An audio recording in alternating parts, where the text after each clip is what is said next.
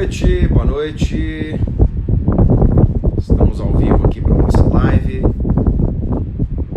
Deixa eu ver se a Carol vai entrar. A Carol já está aqui acenando.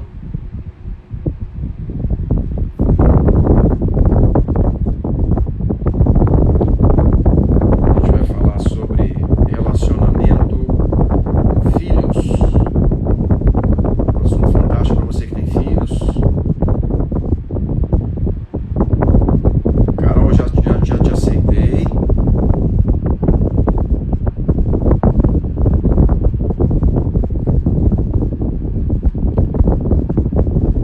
Manda o pedido.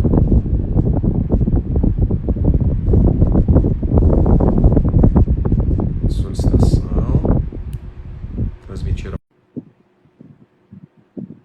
Estamos aguardando a Carol. Boa noite, boa noite. Um assunto sobre... Boa Fala, Carol. noite! Tudo bem? Beleza, você? Tudo ótimo. Quanto tempo? Bastante tempo, né? Não Da é? última vez a gente estava lá naquele hotel, numa recepção da Avantic, fazendo lá um cadastro num site chamado Simba. Não é? Não, acho que foi no seminário a última vez que nós nos vimos. Ah, tá, seminário, verdade, verdade. É. Você Nós, apareceu lá, não nós, foi?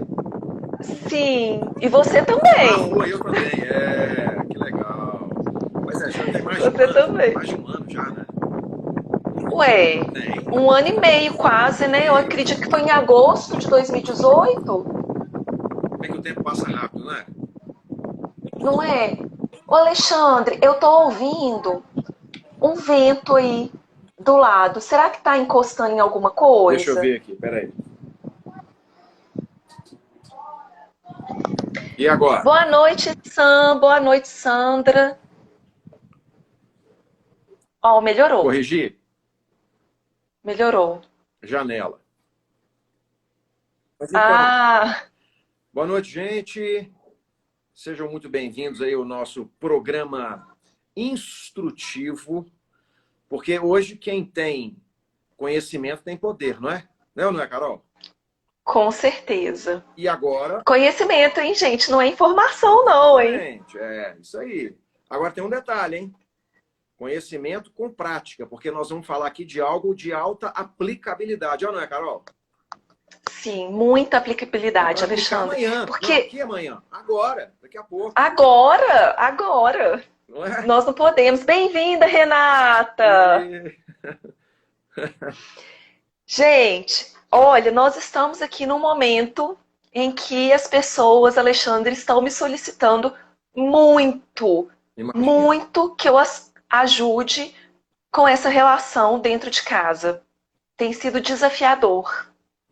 Nós não estamos acostumados a ficar com os filhos tanto tempo junto conosco no mesmo Claro. ambiente. É algo que culturalmente foi separado, né? Bem Aham. separado. Passar o dia inteiro no trabalho e a criança na escola, ou o adolescente. Nossa, os pais de adolescentes também estão com grandes desafios, viu? Imagino. Nós vamos conversar um pouquinho sobre isso. Gente, vocês estão vendo um aviãozinho aqui assim, olha, mais ou menos aqui, não é?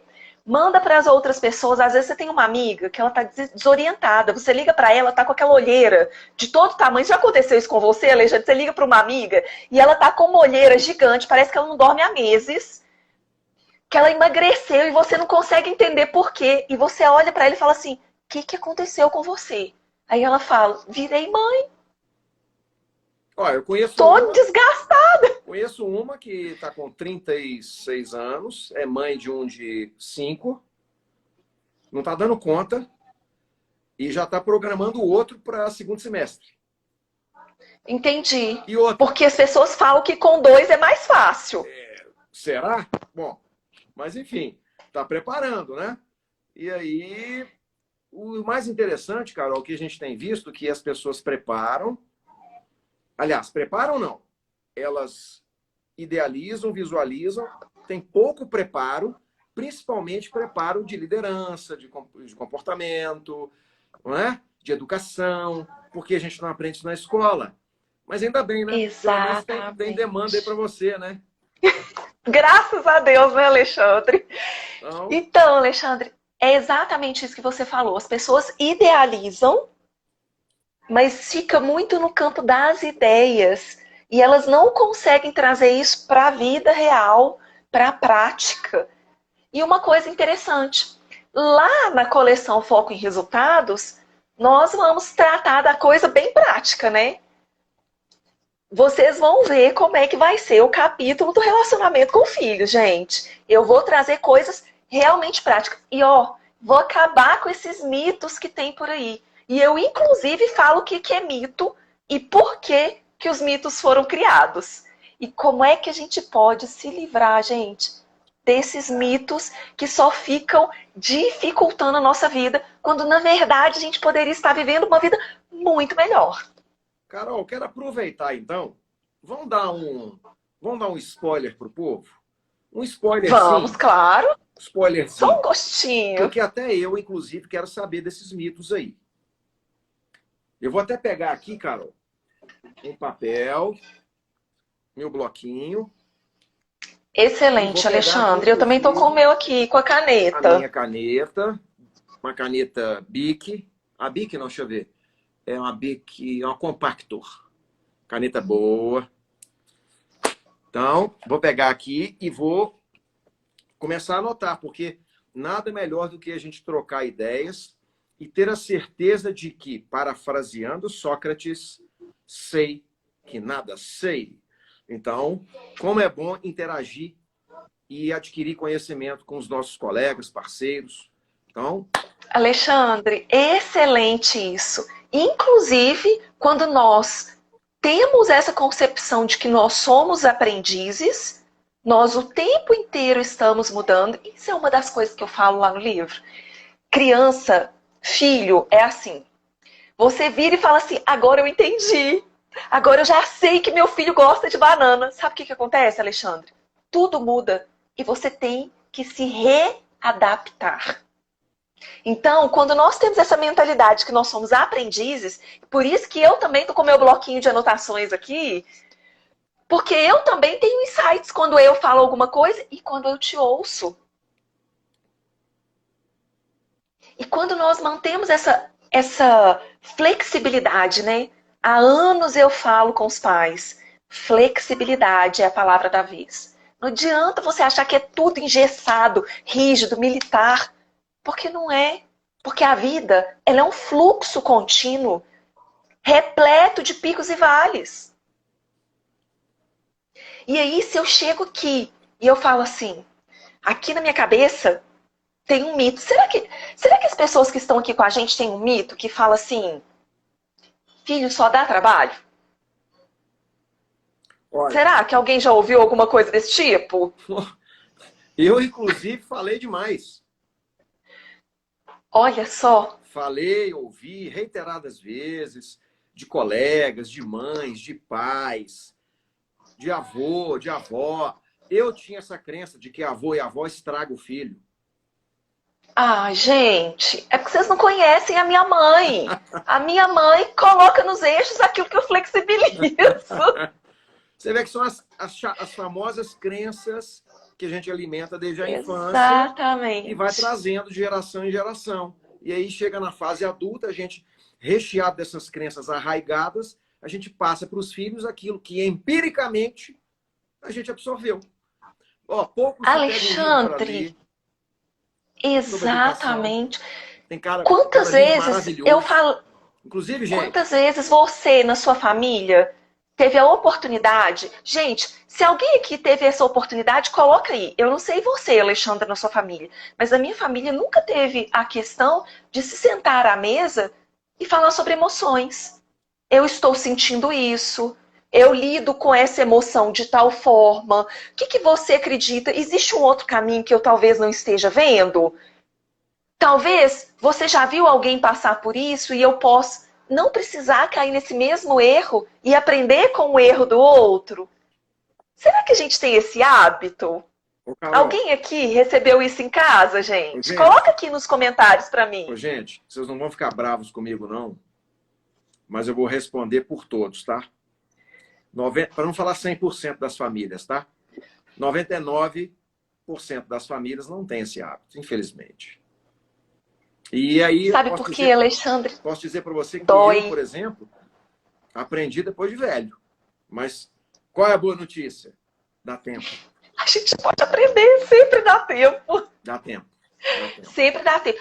Essa é uma das coisas que eu coloco lá no meu artigo também, que está no livro Inteligência Emocional e Neurociências. O que acontece, Alexandre? A gente tinha um mito, até pouco tempo atrás, de que só poderia ter neurogênese, que é criar novos neurônios, e sinapses neurais quando o bebezinho estava lá na barriga. Gente, graças a Deus, a ciência já comprovou, você não precisa morrer desse jeito. Você pode mudar. Você não precisa ficar cometendo os mesmos erros. Uma outra coisa bem interessante, sabe o quê? Tem uma ciência chamada epigenética. Sabe o que essa ciência fala? Que o nosso meio e as nossas crenças, pensamentos podem nos alterar geneticamente. É como se todo mundo tivesse ali, por exemplo, um gene para genialidade e um gene para o câncer. É um exemplo, tá, gente? E eles estão ali dormindo. Mas dependendo das suas crenças e do ambiente em que você está, eles acordam. E algumas pessoas têm câncer e outras desenvolvem a genialidade. Fantástico isso, né? E são caminhos neurais e decisões. Carol, quer dizer que a pessoa que está com câncer, ela decide isso conscientemente? Gente, de forma alguma.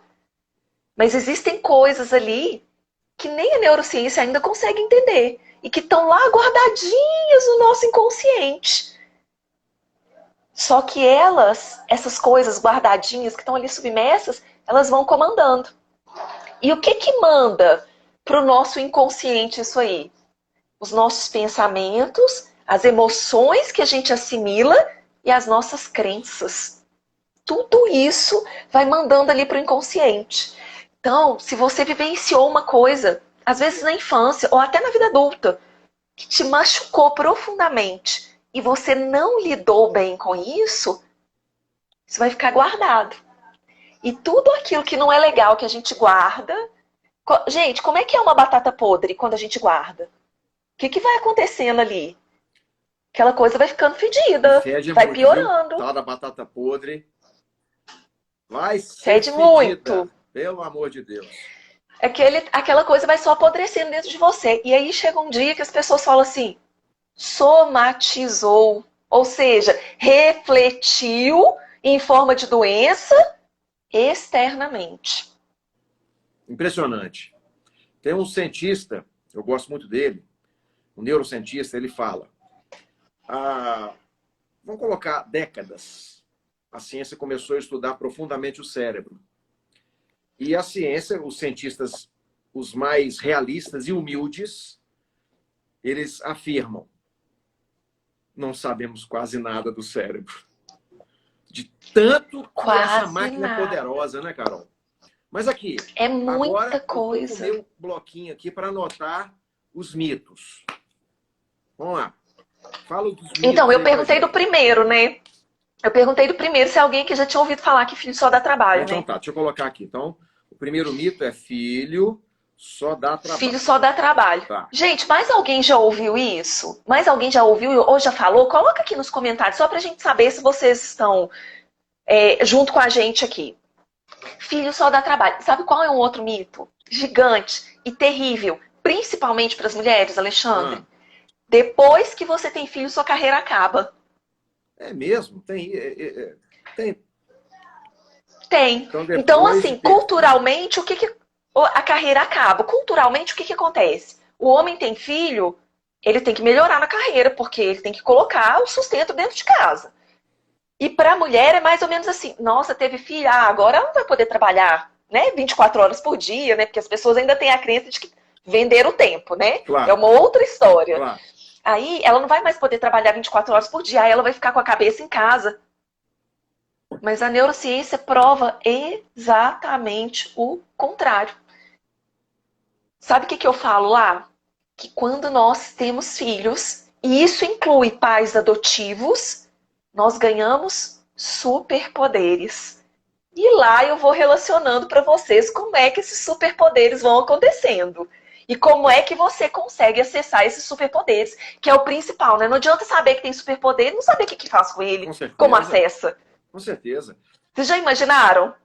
Então, Você é um homem de aço. Você consegue prever segundos antes que alguma coisa vai acontecer. mas, Mas você não sabe o que faz com isso. Carol, agora tudo bem. Então vamos colocar aqui um perfil de uma mulher. Vamos colocar aí 35 anos, o seu esposo, sei lá, na faixa de 38, 40, uma coisa assim. E aí ela engravidou e teve um bebê. Ela trabalhava, por exemplo, no meio corporativo e teve lá uma licença maternidade aí de 4 a 6 meses, né? E aí, caramba, eu, por exemplo, que tenho pouca experiência com bebê, e inclusive eu tenho até uma crença, né? Quando vai visitar o bebê, aí a pessoa fala assim, quer segurar? Eu falei, não, não, não, não. Beleza, eu Entendi. prefiro olhar daqui. Sabe aquele pavor de segurar aquela coisinha muito, muito frágil, sabe? Meu Deus. Então é muita responsabilidade, sabe? Mas aí, o que acontece? Aí eu acho que depois de 6 meses, 4 a 6 meses de licença, o bebê é muito novinho ainda. E aí, se ela não tem uma ajuda de uma vovó, do vovô, não sei, ou da vovó do materna, paterna, ela vai ter que se virar. Vai ter que ter babá, enfim. Aí muitas delas falam, caramba, mas agora e eu vou ter que trabalhar e depois que eu voltar eu não vou ter tempo. E aí depois fica por conta da babá e aí não tem acompanhamento. Me fala um pouquinho disso aí, porque é uma realidade. Sim, é E uma aí a pessoa realidade. acaba falando, meu Inclusive, Deus, está atrapalhando meu trabalho. Eu não consigo me concentrar, eu estou preocupada com o meu bebê e essas coisas mais. E aí, como fazer?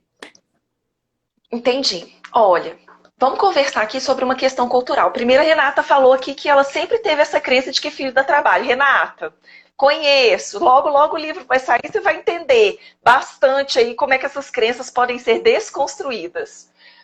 Mas então, Alexandre, o que acontece? Culturalmente, quando a mulher foi para o mercado de trabalho, não, na maioria dos países não existe um respeito ao tempo de maturação da criança e da mulher. Porque existe um amadurecimento também do cérebro, uma reestruturação do sistema nervoso central Claro, dos pais, que podem ser adotivos e podem ser pais biológicos. claro. E existe toda uma questão aí que eu abordo em detalhes lá no livro a respeito disso. Os países mais desenvolvidos e que têm essa consciência muito clara e que sabem que várias e várias coisas são determinadas do 0 até os 6 anos de idade, eles têm uma licença maternidade de 2 anos. 2 anos. 2 anos. Então, deixa eu colocar aqui, Carol. Estou anotando, tá? Porque eu gosto de aprender, hein? Então, países desenvolvidos, aproximadamente 2 anos de licença. Aí já a coisa começou a 2 melhorar. anos Olha de só, 2 licença. anos. Carol, só um detalhe. A gente pode falar, por exemplo, como Suécia, Suíça, Dinamarca, França. Suécia e Finlândia. Ó, a Finlândia, hein? Top. A Finlândia é outro nível de educação, né?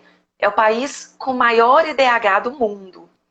E onde as pessoas são mais felizes. Inclusive, vai gente do mundo inteiro para lá para entender o sistema educacional deles. Que eu vou contar para vocês. Eles não usam nota. É mesmo? Exatamente. Eles não usam nota porque eles sabem que isso não é uma forma mais adequada de mensurar o conhecimento de Que alguém. maravilha, hein? Você já deve ter ouvido falar alguma coisa desse tipo, Alexandre. Inclusive... As pessoas são contratadas por competência técnica e demitidas por incompetência relacional. Não tenha dúvida. Isso aí, até a experiência fala bem pra gente. Ainda bem que a ciência já corroborou isso, né? Exatamente. E aí, Alexandre, o que acontece? Por que esses países têm isso? Porque existe um desenvolvimento do sistema nervoso central que precisa desse vínculo mãe e filho.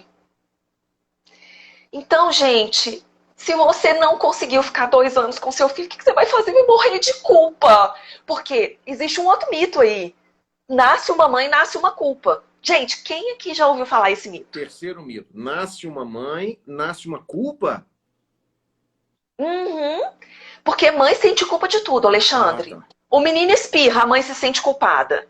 Só que não tem que ser assim, gente. Mete a Pelo cabeça amor na de quina Deus. da mesa de centro da sala. Nossa, culpa da mãe. Gente, o mito ele é tão forte, ele é tão cultural, Alexandre, porque quando alguém vai xingar, xinga quem? Alguém já viu xingando o pai? Xingando. É filho de quem? Sempre é da Ah, mãe. verdade, O filho verdade. nunca é do Isso é pai. inconsciente coletivo já de séculos. Exatamente. Exatamente. É Então, verdade. isso é tão forte. E o que isso faz com as mães? Faz com que as mães se sintam culpadas. E o que isso acarreta, esse mito? Eu falo, gente, que isso. Como eu tinha um professor de matemática que ele falava assim, a gente fazia alguma coisa errada, ele falava assim, tá afastado de Jesus Cristo. Para não ficar falando que a gente errou demais a ele. Tá afastado de Jesus Cristo. Esse mito te afasta de você. Por quê? Quando a culpa vem, a pessoa que se sente culpada, ela se sente paralisada. É assim mesmo, é culpa minha. E ela tende a se autopunir, a se martirizar. E o que acontece, gente, com esse monte de mãe sentindo culpa? Ela não consegue usar a energia e os superpoderes dela para ter uma boa relação com o filho. E Eu ela se lembro, Carol, perde nessa você culpa. vê, meu pai, né? Que Deus o tenha, uma pessoa muito 10, minha mãe também já se foi, mas eu venho de uma família de 5 filhos. Eu tenho 4 irmãs e tem 3 acima de mim, eu e depois mais uma que é depois de mim, mais nova. E praticamente o meu pai trabalhava, voltava, trazia os proventos, a mãe que se virasse. Uhum. Tipo, ó, isso aí é com você. Isso é com você. Não tinha diálogo, nada disso. E a mãe tinha que se virar da forma que ela aprendeu. Ela também não foi capacitada para isso, né? Imagina, Igual a aí, Renata tá Carol, falando aqui. olha essa que aconteceu, rapidinho, só para a gente mostrar aí como que a mãe, né? Agora eu consigo entender isso, principalmente você falando, né? Inclusive a minha estupidez também durante muito tempo com relação a isso, né? Eu, com 2 anos de idade, justamente nessa fase aí, né? Dessa fase do vínculo mãe e filho, de fralda, que na época era fralda de pano, e a gente morava num apartamento, o apartamento era térreo, então, para você chegar no AP, você tinha que descer uma escadinha. E aí, o que aconteceu? 2 anos de idade, minha mãe já tinha 4 filhos, mal dava conta dela, coitada. E sabe o que aconteceu? O moleque aqui de 2 anos abriu a porta da sala, subiu as escadas, foi andando até a rua de fralda, aí andou 1,5 quarteirão até a Avenida Amazonas. Você é de Belo Horizonte, você sabe qual é a Avenida Amazonas, que é uma avenida muito movimentada hoje, na época também já era. Eu andei 1 quarteirão até a Avenida Amazonas, depois meio quarteirão descendo a Avenida Amazonas e me sentei, sabe aonde? Na calçada. Uma mulher, Ufa! olha bem, esse caso eu nunca mais vou esquecer na vida. Eu não me lembro, quem conta é minha irmã mais velha, que é 7 anos mais velha do que eu, e tinha lá tinha insights, ela cuidava muito de mim, ajudando minha mãe, coitada, ela não dava conta nem dela. E aí, uma senhora, aproximadamente uns 60 anos, parece que ela era funcionária doméstica, ela passou e viu aquele menino ali. Olhou para os... Voltou aqui? Ah. O Voltou, que ela voltou. fez? ela me pegou no colo. E aí, ela, poxa, menino de 2 anos, mal sabia falar. E ela começou a perguntar. E aí eu fui só apontando com o dedinho. Onde é que era a casa? Ai, que graça. Apontando com o dedinho, apontando, apontando. E ela chegou, e eu fui apontando, e ela desceu, bateu a campainha. E aí a minha irmã mais velha, que é a que conta o caso, atendeu a porta. Ela tinha 9 anos de idade, a minha irmã mais velha, 7 anos mais velha. E aí me recebeu, falou que eu era irmão dela, e minha mãe estava lá na máquina de costura. E aí a minha irmã chamou minha mãe, e aí veio aquele sentimento de culpa. Começou a chorar, e a mulher falando que me achou na Avenida Amazonas. Você imagina a culpa que ela não Jesus. trouxe. Exatamente. Mas continua. E a culpa que você sentiu junto com ela. Eu também? Porque esse vínculo é muito forte. Entendi. Quando ela sentiu essa culpa, você também sentiu. Ou seja, um sentimento de abandono, talvez?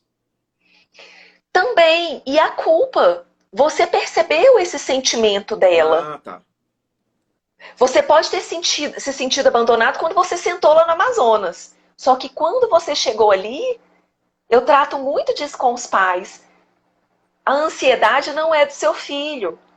A depressão não é do seu filho. A culpa não é do seu filho, porque a criança reflete muito rápido. Ela é uma esponjinha. Claro. Nós temos microexpressões faciais, nós temos tom de voz, nós temos postura corporal e tudo isso comunica. E você sentiu ali junto com ela. Entendi. Então foi desesperador ali para os dois. Imagino. Imagino. E ali naquele momento a sua mãe poderia, por exemplo, ter usado aquela situação para entender assim, peraí, se ele fez isso aqui, então agora eu tenho que deixar a porta trancada e talvez a chave num lugar em que ele não consiga alcançar. Claro. Reestruturar a dinâmica. Claro. Porque isso é uma questão de alguém que, poxa, responsabilidade minha e não culpa, que é completamente diferente. Claro. Aí ela traria responsabilidade para ela e falaria assim, poxa, meu filho, eu sinto muito, aconteceu, assumindo o erro. Ok. É um grande desafio para uma pessoa que se sente culpada assumir o erro e falar assim, eu agora vou reestruturar as coisas aqui para que elas não aconteçam de novo desse jeito. Uma pergunta, Carol. Porque a culpa não deixa a pessoa ver isso. Outras saídas, né? Vamos lá. Aí vem 2 anos de idade, a mãe vai lá percebendo a sua responsabilidade, refazendo a rota, aprendendo. E aí a criança vai crescendo, aí já tem 4, 7, 12, 15.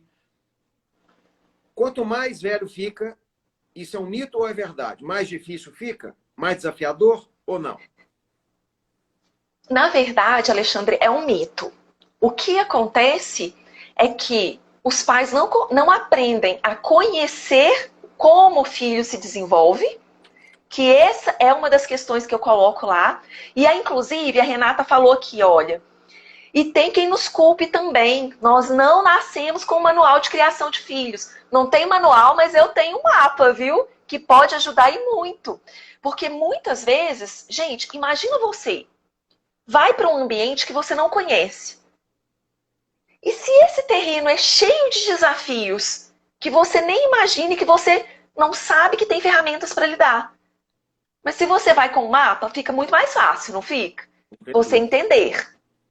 Então, não tem manual, Renata, mas tem um mapa para te ajudar. Pode ser que alguma coisa ali seja um pouco diferente, mas nesse mapa você aprende a ter mais responsabilidade e menos culpa.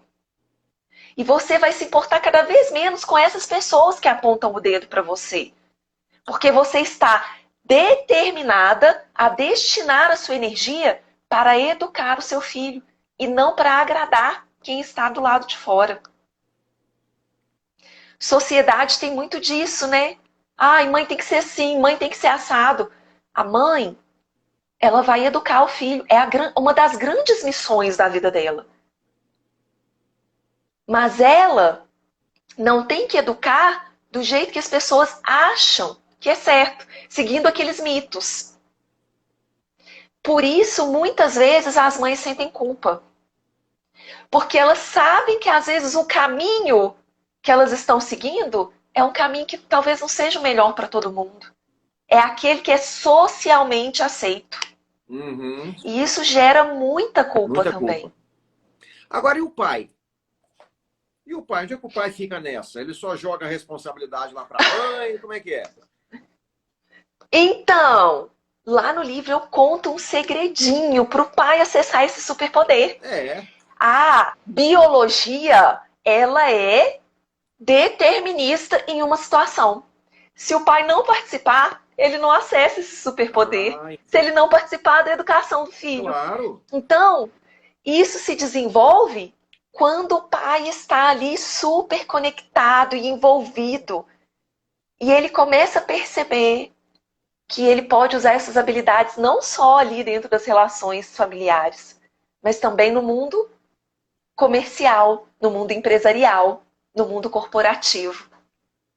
Porque várias habilidades que nós vamos desenvolvendo ali por causa da maternidade e da paternidade, elas potencializam habilidades, skills que são extremamente necessárias no mercado de trabalho. Imagino. Então, papais de plantão, isso também é para vocês.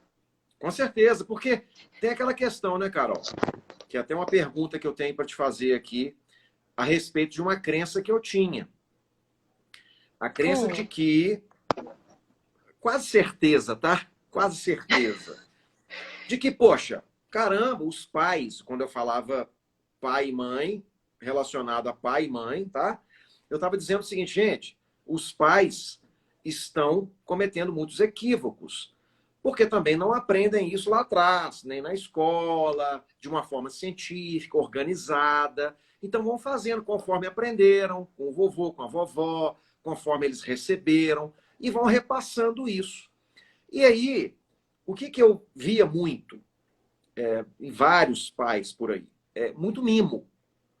E aí, depois que eu li um livro, o meu primeiro livro que eu li a respeito, que eu achei fantástico, ele é um oriental, naturalizado brasileiro, Isamitiba. No livro dele, Pais Educadores de Alta Performance, e eu li 2 vezes, porque eu achei maravilhoso aquilo, achei, poxa, belíssimo, um exemplo de liderança muito bacana, só que ele é oriental. Ele tem sangue oriental, né? Sim. E ali tinha lá um certo rigor. Mas eu trago para mim que, depois que eu li o livro, e eu vendo situações fora, trabalhando com treinamentos, pais clamando, conserta meu filho. Ô, meu amigo, eu não tenho esse poder. Tá louco? Não tem esse poder, não. A gente uma vez foi falar de um treinamento vivencial para uma pessoa, aproximadamente uns 40 anos de idade, com uma filha de 19. E a filha completamente disfuncional. E ela querendo de todo jeito colocar a menina no treinamento de um final de semana. E não precisava nem ser profissional da psicologia mesmo para ver que a questão estava toda na mãe. E quando a gente falou assim, olha, nós convidamos você primeiro. Ela, eu? Por que eu? Então a gente viu ali que a questão a ser desenvolvida, primeiramente, era com ela. Tudo bem, com a filha também, lógico. Mas era com ela. Então aí, a gente fez algumas perguntas. Foi aí quando eu vi um exemplo do livro. E isso eu trago comigo até hoje. Que ele fala que são 4 tipos de amor. Eu achei maravilhoso isso. Maravilhoso. Primeiro amor. O amor dadivoso. Que é aquele que eu acredito que vem ali logo do parto, né? Do colo, dali até para os 2 anos, aquela coisa intensa. E daí, claro, daí para frente vai pelo resto da vida. É o amor gratuito, é o amor de mãe, de pai. Você é meu filho, do meu sangue. Ótimo. Depois vem o amor que ensina. E ele dizia lá no livro, peraí, agora papai está te ensinando. Agora, aquele primeiro amor, ele fica aqui quietinho, só que agora papai está te ensinando. Aí depois vem o amor, segundo Isamitiba, tá? Depois o amor que exige. Que eu amo também. O amor que exige. Papai, mamãe te ama, viu? Papai, mamãe ensinou você, está ensinando, vai continuar ensinando. Só que agora o papai e mamãe está exigindo. Tem que fazer. Tem que fazer porque aí você vai colher esse resultado. Beleza. E por último, o quarto amor, que é o amor que aplica as consequências. Olha, papai te ama, mamãe te ama. Nós estamos te ensinando, vamos continuar te ensinando com o maior amor do mundo. Queremos ver o seu sucesso, a prosperidade, tá? A gente teve um momento que teve que exigir, certo? Porque a vida vai exigir muito. Só que aí não fez? Tá bom. Então, nós vamos ter que aplicar as consequências, que é o exemplo que a vida vai fazer. Eu achei isso de uma profundidade. Aí eu trago isso comigo, não preciso nem consultar o livro, porque eu li e falei, caramba, que espetáculo isso aqui. E ele fala no geral, sabe? Eu achei um livro maravilhoso que eu tenho indicado para muitos pais que estão começando, inclusive, sabe? Claro, tem muitas literaturas... Excelente o Isamitiba. E, inclusive, eu não acho ele tão oriental assim. Principalmente quando ele fala disso. Porque a cultura japonesa, ela é uma cultura que, em determinados pontos, ela chega a ser punitiva. Isso. E ela não trata de consequências do jeito que o Samitiba fala. Claro. Então, eu acho que ele, assim, o sangue brasileiro dele, mesclado com o sangue japonês, trouxe muitas e muitos ganhos pra gente nessa questão. E, inclusive, eu falo das diferenças de mostrar as consequências, educar e punir. Então, existem muitas questões que... O que acontece? Quando a culpa fica muito forte, inclusive isso está ligado à culpa, Claro. Os pais vão ou para um extremo ou para outro. Por quê? Porque a culpa e o medo nos cegam. Então, o que é que pode acontecer? O medo de que o filho cometa alguma coisa muito terrível lá. Então, o que alguns pais fazem? Vão para o extremo, que é a punição. A culpa que os pais sentem por não, por exemplo, não conseguir dar atenção suficiente, amor suficiente. Aí eles vão para um outro extremo, que é a permissividade e o excesso de coisas materiais. Entendo. Então, esses são extremos. Claro. E foi lindo isso que você trouxe do Isamitiba, que amar às vezes é dizer não. Só que nem sempre você precisa dizer não em tom de punição. Claro, claro. E uma coisa que eu trago para os pais é o seguinte: às vezes você vai falar não com seu filho sorrindo. Verdade. Falando, não, isso não. Mas sabe por quê? Porque nesse momento você também está ensinando ao seu filho que o não pode ser amigo dele. Claro, e que em determinados momentos seu filho também vai precisar dizer não. Vai ter que aprender, né? E exatamente. E às vezes até mesmo, Alexandre, aprender a respeitar o não do filho. Claro, claro, claro. Acontece muitas vezes, e uma coisa que eu falo que é gravíssima, né? E que gerou muitas situações delicadas aí, que é a criança não gostar, por exemplo, de cosquinha, e ela falar não, e um dos pais, que são autoridade máxima para a criança, virar e falar assim: deixa de ser chato, tem que aguentar. Entendi. Isso abre portas para quê? Peraí, esse adulto que eu amo, admiro, honro, enxergo como autoridade para mim, falou que quando um outro adulto fizer alguma coisa que eu não gosto, eu tenho que aceitar. Olha que interessante, hein? E é uma brincadeira, uma cosquinha. Claro, claro. Impressionante como é que vai ficar uma tudo coisa... registrado, né, Carol? Exatamente. Na formação da personalidade. E esses, olha que mito, né? Criança não tem vontade? Claro. Não tem, gente? Vocês já ouviram isso? Criança não tem que querer, não. Inclusive, ó, a Fernanda tá aqui. Linda, Fernanda. Me ajuda muito. Minha aluna do Método Mapa. E o que acontece? Muitas pessoas trazem isso como uma crença. Olha outra crença aí. Criança não tem vontade, gente? Criança não vem com uma essência? Será que nós estamos ali nos extremos, achando que ou tem que punir ou tem que ceder tudo? Às vezes esquecendo dos nossos valores e não entendendo que é, sim, um treinamento para a vida do seu filho, você deixar claro quais são os valores para o seu filho. É uma tarefa Gente, maravilhosa, desafiadora. E que requer muito estudo, né, Carol? Requer muito entendimento e muita flexibilidade para você entender que nós o tempo inteiro vamos aprender. Por eles, para eles e com eles. Uma pergunta. Coisa baseada em crença minha, tá? Uhum. Vamos lá. Teve uma vez que eu estava numa lanchonete boa, bacana, aqui na Savassi, em Belo Horizonte. E eram umas 9h30 da manhã. Eu descia sempre do escritório para ir lá comer um pão de queijo maravilhoso que tinha lá. Já estou até imaginando a Maravilhoso lanchonete. pão de queijo. Cada coxinha espetacular. Mas eu comi o pão de queijo porque eu evitava coxinha, tal.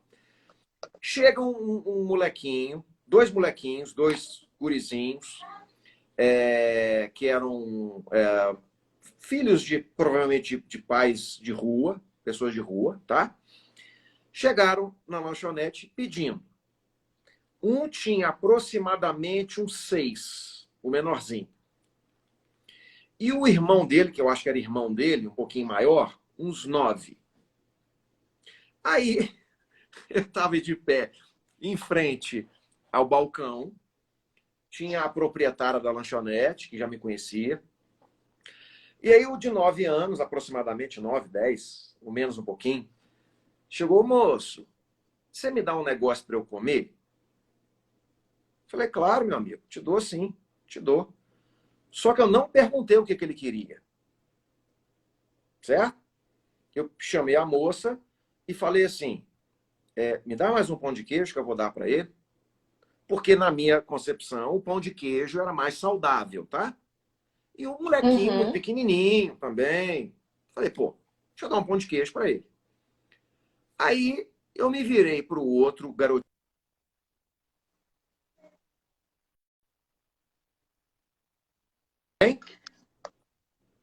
O Alexandre cortou um pouquinho o seu áudio. Alô, alô? Ei, Lila. Alô, alô? Tá me ouvindo? Ei, Bruno. Agora sim. Voltou? Agora estamos ouvindo. Voltou. Você ouviu até onde? Que eu dei o pão de queijo para o maiorzinho. Isso, aí você se virou pro menor. Isso, me virei pro menorzinho, uns 6 aninhos.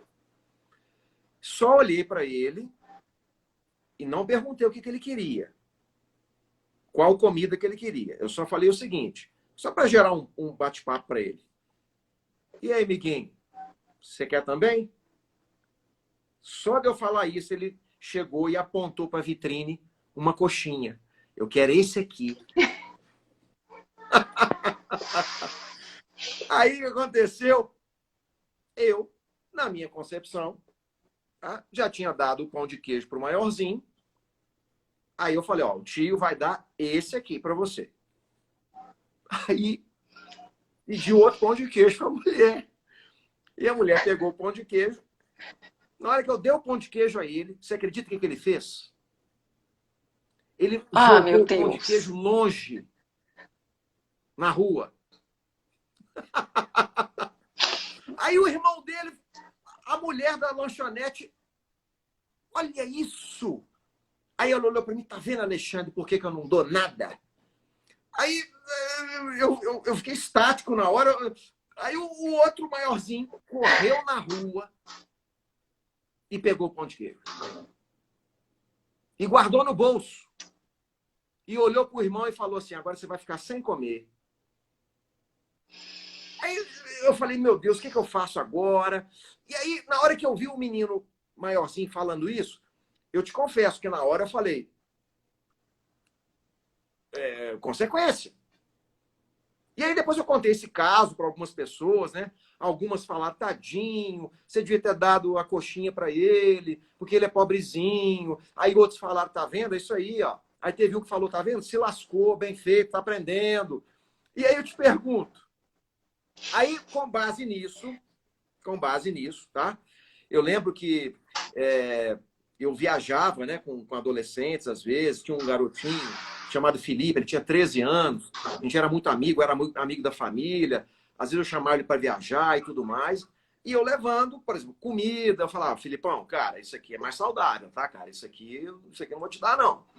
Porque, pô, se der qualquer problema, cai aqui no meu colo, você passa mal, tudo mais, eu explicava. Mas eu era, tipo, meio... Eu não abria muito espaço para escolha. É isso que eu quero te falar. Uhum. O que estava na minha crença? Ó, a escolha vai sendo conquistada aos poucos, e aí ele vai tendo escolha, ó, e quando tem 2 aninhos, o pai é que tem, poxa, não tem muito que abrir leque de escolha até para um garotinho, você já tem que dar. Esse é o meu pensamento, tá? Você vai me falar aí. Daí a pouco, 3 anos, 4 anos, 5 anos e tal, a gente abre um leque. E aí, o que você acha? Esse ou esse? Olha, se você for por esse aqui, é isso. Se você for por esse, é esse. Qual que você escolhe? E aí, sim, a coisa vai se desenvolvendo e o filho vai conquistando esse poder de escolha até depois ele começar a escolher tudo que ele quer. Dependendo se eu vou dar ou não. O que você acha disso? Primeiro, do caso lá do menininho. Segundo... Ó, a gente tem 2 questões aí, né? Me fala aí, vai. Vamos aí pro caso do menininho. Então, você perguntou e ele te respondeu qual que era a vontade dele. Calma! E você? Eu não perguntei o que ele queria. Eu só perguntei se ele também queria a comida. Ele entendeu o seguinte. Exatamente, ele abriu espaço aqui para eu perguntar, ué. Vamos lá, vai. Abriu espaço aqui para eu responder o que eu quero. Então, ali, na hora que você falou, você também quer esse? Ele foi corajoso o suficiente para virar e falar assim, não quero esse, eu quero esse daqui. Bônus pro garoto que teve coragem de expressar a vontade dele. Porque você imagina, Alexandre, tá você treinando uma pessoa lá na empresa, que é uma pessoa que, assim, consegue solucionar as coisas. Mas ele aprendeu que não era para ele expressar a vontade dele. Claro. As ideias dele. Claro. Isso reflete lá na frente. E reflete na escola também, agora, não é só lá na frente. Apanhou de alguém. Eu tenho uma cliente que ela fala assim, eu aprendi que se eu apanhasse, eu tinha que ficar calada. Então, várias vezes eu apanhei na escola e nunca contei para minha mãe o que estava acontecendo. Porque não tinha essa abertura. Claro. Eu tinha que ficar calada. Então, peraí, bônus pro garotinho que expressou a vontade dele. Ponto 2 aí. O sistema nervoso central, ele se desenvolve de trás para frente. O que isso significa? Que a última região a ser formada é a parte que gere as emoções, as decisões e as ações. Que é ali por volta dos 12 anos. Olha a importância da gente conhecer isso. Com 6 anos, essa criança não tinha o que eu chamo de um disciplinário da escola, que é aquele que chega e fala assim, divide o brinquedo com o coleguinha. Vamos brincar nesse brinquedo aqui, mas vamos brincar nessa parte de baixo aqui que é mais segura. Ele ainda não tem isso. Então, as vontades dele, e principalmente dependendo do perfil comportamental, elas vão se sobressair muito rápido. Vem muito rápido. Porque tem criança que é mais quietinha, que é do perfil dela, e tem criança que é mais pra frente, que expressa, né? Só que ele não sabia como expressar. Peraí, ele falou assim, você quer esse também? Aí eu apontei falando que eu queria esse daqui. Aí ele falou assim, não, eu vou te dar esse daqui. Aí na hora que ele pegou o pão de queijo, e ele não tem esse disciplinário que fala assim, opa, peraí, por educação, ele não tem os protocolos sociais que nós temos. Claro, claro. E ele não viveu tudo que às vezes o outro irmão mais velho viveu. Claro. Então, porque a maturidade também tem a ver com as experiências e tal. Mas é isso mesmo, Lili, o controle inibitório. E aí, o que acontece? Ele não sabia o que fazer com aquilo. E provavelmente o perfil dele, completamente diferente do perfil do irmão, porque Deus faz tudo certinho, né? Não coloca gente tudo igual na mesma casa. Vai colocar os diferentes pra gente aprender a lidar, claro. Ele pegou aquilo e falou, não quero, pá, não quero. Quando eu não quero uma coisa, eu quero ficar longe de mim. Ah, mas ele mandou longe. Não tinha o controle inibitório, não tinha lá o disciplinário falando com ele que não era para fazer. Ele se sentiu contrariado e ele não sabia como lidar com aquele sentimento de frustração. O que ele fez? Jogou longe. Conhecimento. Quando a gente tem conhecimento, ou a gente para e explica, que eu acredito que é função dos pais, tá? Porque ali, você encontrando com ele uma vez, você não ia conseguir educar Claro, o garoto. claro. Talvez você falasse alguma coisa que fosse importante. Por exemplo, olha, eu acredito que esse pão de queijo vai ser melhor. Mas às vezes, Alexandre, nunca te deu uma vontade de não almoçar e comer um hambúrguer? Com certeza. Imagina a criança que às vezes nem tinha uma coxinha, que ninguém nunca perguntou para ele se ele queria uma coxinha. Verdade. E ele só ficava vendo aquilo, tipo assim. Eu estudava atrás da igreja de Lourdes. Para, porque eu preciso abstrair isso. Eu não posso voltar lá. Não, peraí, que eu vou falar essa questão da vontade. Aí, só para vocês entenderem. Estou me sentindo culpado agora. Calma, respira fundo, nós vamos dar um jeito de resolver isso.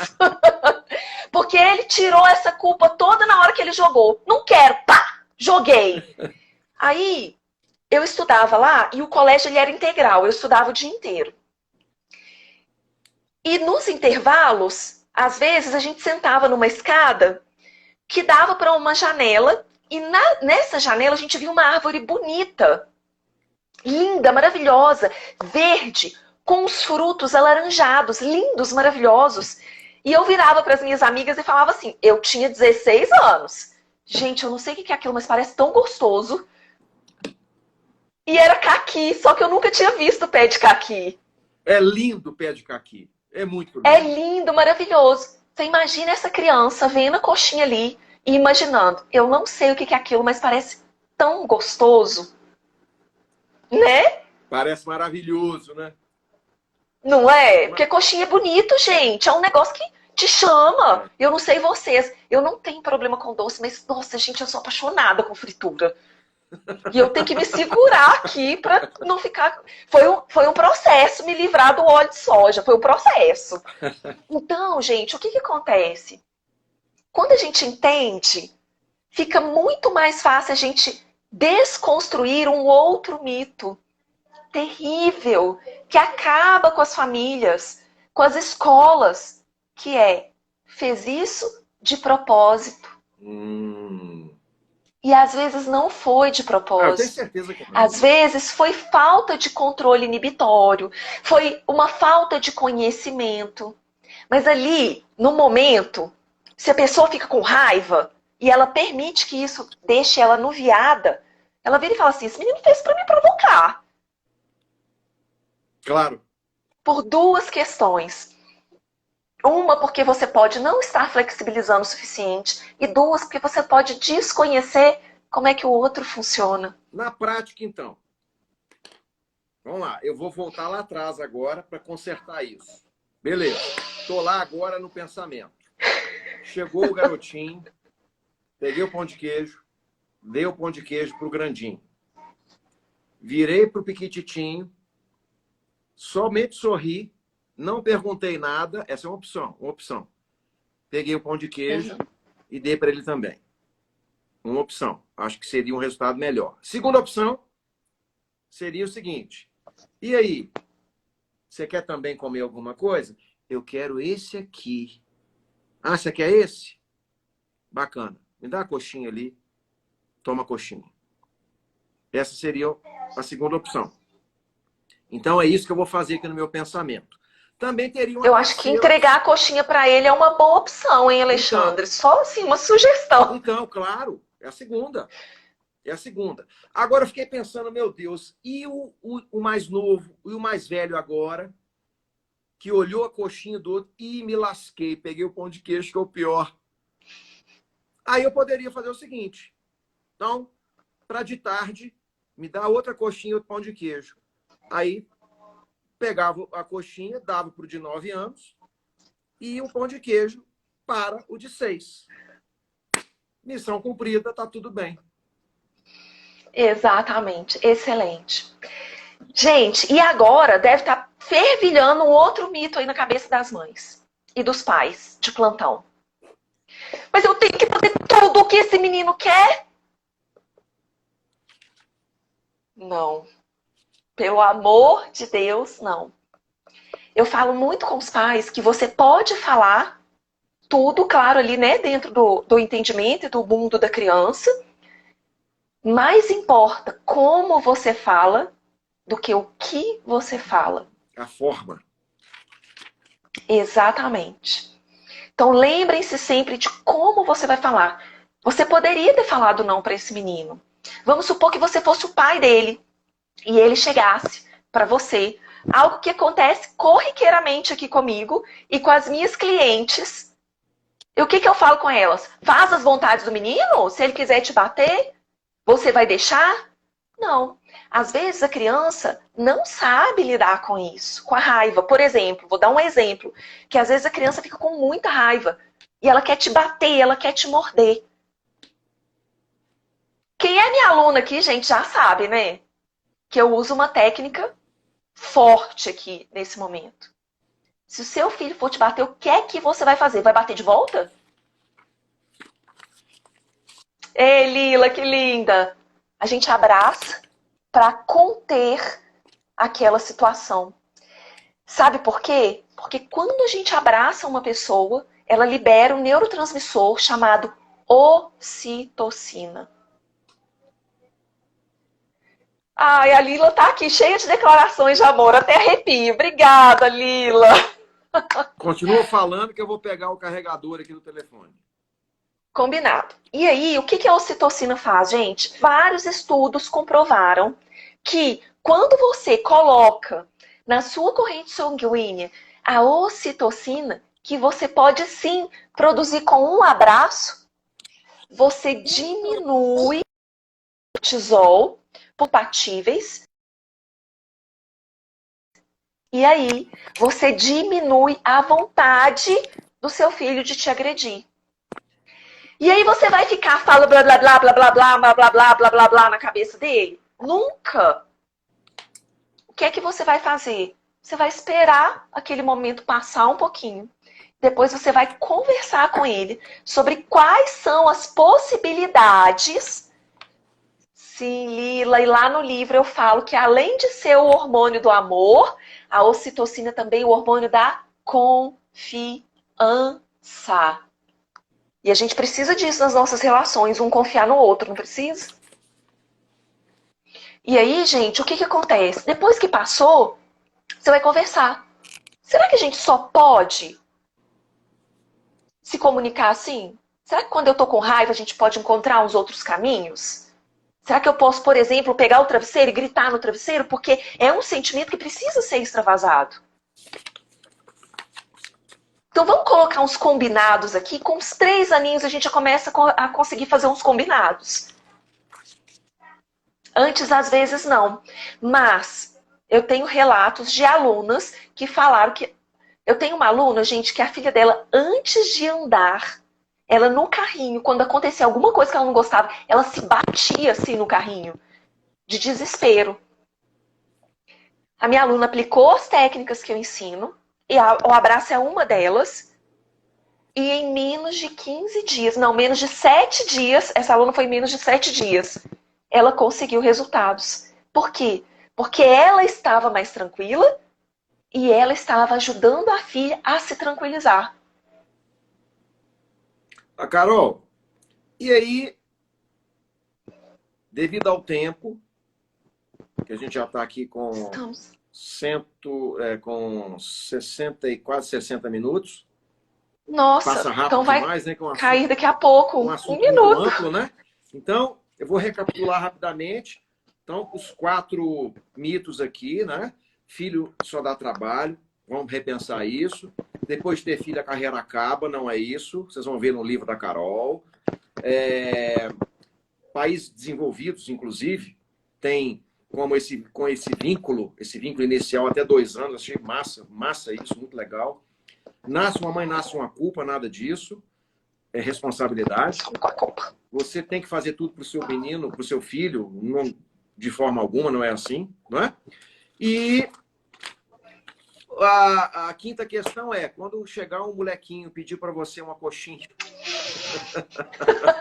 e principalmente se você Tá perguntar resolvido, pra Alexandre? ele, tá? E se ele falar, depois que você perguntou, caramba, né? Ter aquilo que você perguntou, você deu opções, é melhor fazer isso do que decepcionar uma almazinha, né? Puxa vida, viu? Fico pensando até Exatamente, hoje, que ainda caramba. Puxa vida. Mas, enfim, resolve, ressignifica aí, Alexandre. Eu acho que essa última aí foi excelente, de dar uma coxinha, mais um pão de queijo. Foi é muito ótima. interessante, né? A gente se culpa muito pela nossa estupidez, sabe? Mas existe uma pressuposição da neurolinguística que diz todo comportamento tem uma intenção positiva.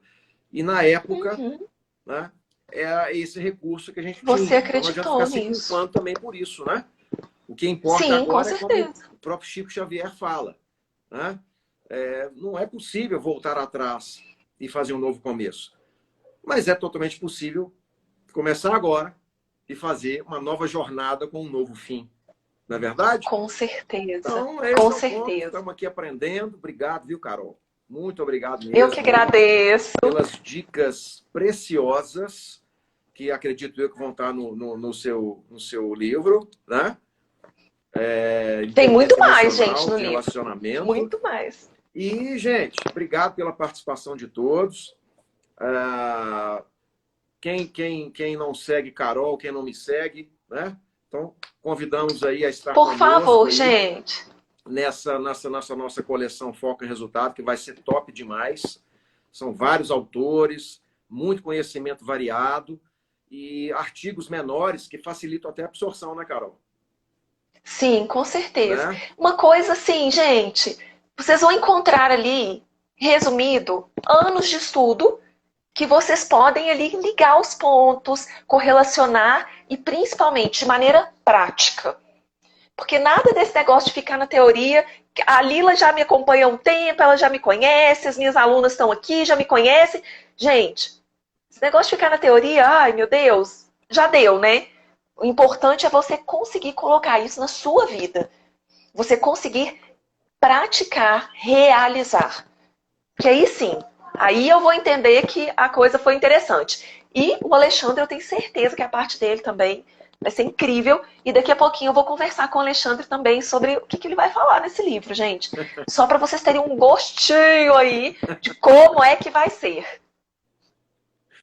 Carol, valeu demais. Então, na próxima live, nós vamos trocar as bolas. E aí... Já é a próxima? Não. Na próxima... Ah, tá. Na próxima live que nós fizemos juntos. Isso, que a gente fizer juntos.